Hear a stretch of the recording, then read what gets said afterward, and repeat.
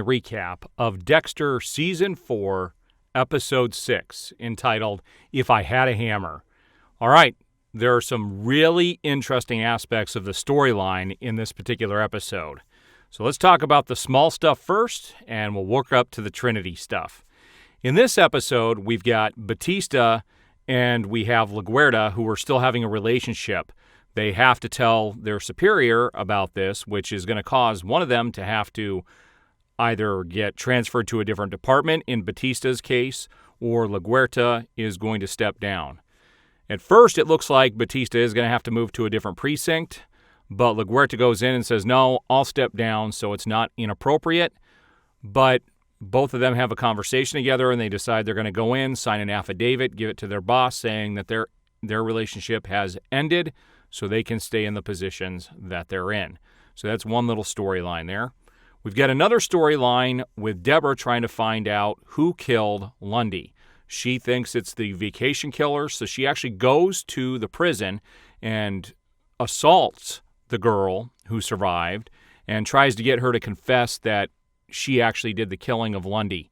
And she finds out it wasn't her. She figures that out pretty quick, and then she ends up, moving on, starting to focus in on other areas. Now, she also notices that when she's going through all of Lundy's stuff, that a bunch of stuff is missing.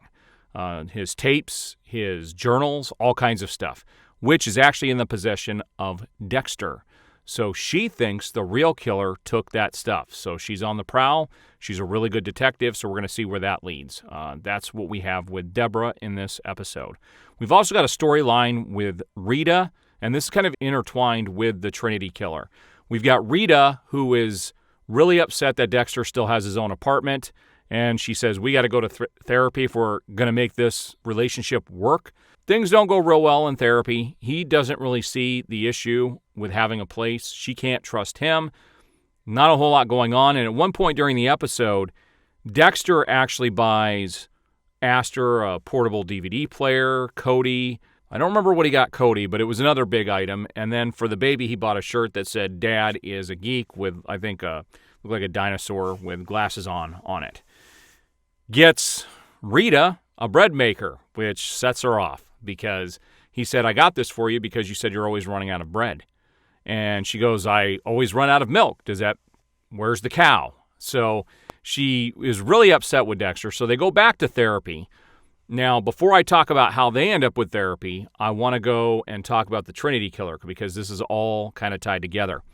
At the beginning of this episode, Dexter does track the Trinity killer down. As we found out in the last episode, the guy's got a family. Come to find out, he's a pastor. He has a foundation where they build homes for people. Dexter shows up and wants to help out to get close to the Trinity killer. Actually finds out that he's got a son that works on that site as well, talks to his son. His son paints this rosy picture of their family, that their family is perfect. And Dexter is really curious about all of this. So he ends up sticking around and helping with that. Now, at one point, they go back to the crime scene where the guy was bludgeoned to death in the last episode, and Dexter notices some residue on the wall, tries to hide it from everybody else so he can do some analysis on it, but Masuka sees him doing this and says, I'll take that, you're the blood guy. And later on, you find out that Trinity had put ashes on the wall, and there's some female DNA in there. So Dexter is really curious as to who this is. So he goes to the house of Trinity, and he's there. They're kind of getting closer, and Dexter's, showing that he's a guy who wants to be involved, says that he's divorced. And he goes in, and he's trying to figure out who Trinity is. And he sees all of these plaques on the wall of all the places that he's been. And they all coincide with all the women that have been killed in Lundy's files. So Dexter's like, hey, he keeps his trophies right out in the open so everybody in his family can see it. So he's proud of it. He goes, man, I wish I could do something like that. He's very curious as to how the Trinity killer can have a normal family life like he does. And at one point in the episode, he actually picks up the urn that we saw Trinity with in a previous episode, and Trinity goes crazy, pins Dexter up against the wall, starts choking him, and you could see the craziness in his eyes. John Lithgow is a master at doing this. He can go from real friendly to real creepy real fast. And Dexter's like, I can't breathe. The guy lets him go, and he says, that's from, my past, and I can't outrun my past. But he goes, what I've learned to do, he sits down with Dexter and says, what I've learned to do is let the past go and move forward. He goes, I thought my past was going to bury me forever, but then I met my wife, and we had kids, and I'm a totally different person now. And so his past doesn't, bother him. Obviously it does, because he's going around doing all these murders. But Dexter does some research and finds out that the Trinity killer's mother jumped to her death, that Trinity's father had been bludgeoned to death, and his sister had been killed in a bathtub, the same way he's doing these 3 murders across the country. And that's when Dexter's like, yeah, I got to take this guy down, but he admires him. He can't understand how he's able to have this family life. And that's when he says, I let go of the past and I moved forward.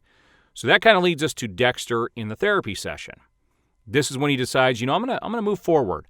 So they ask him why he kept his apartment. He said, I need it for my stuff. That's when the therapist says, oh, you mean it, to keep your baggage from the past and everything? And he's like, no.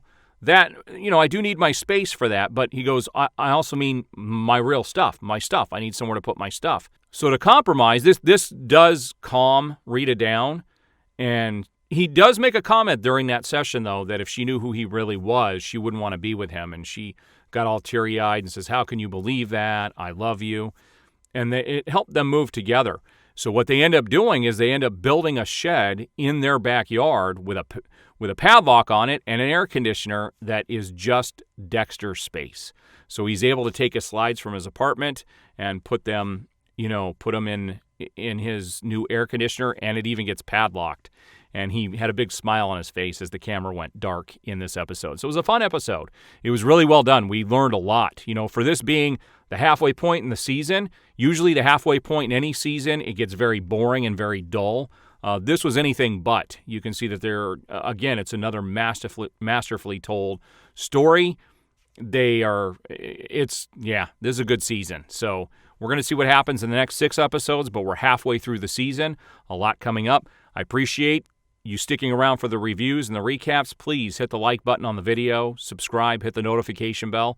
You'll be notified every time I have one of these go up. I will be recapping every single episode of Dexter leading up to Season 9, which will premiere this fall and is going to star Michael C. Hall back as Dexter, and we also have Clancy Brown coming as the main villain. So that should be good. Clancy Brown would make a great villain. So we're going to see how that ends up, when the new season starts. So stick around for the ride.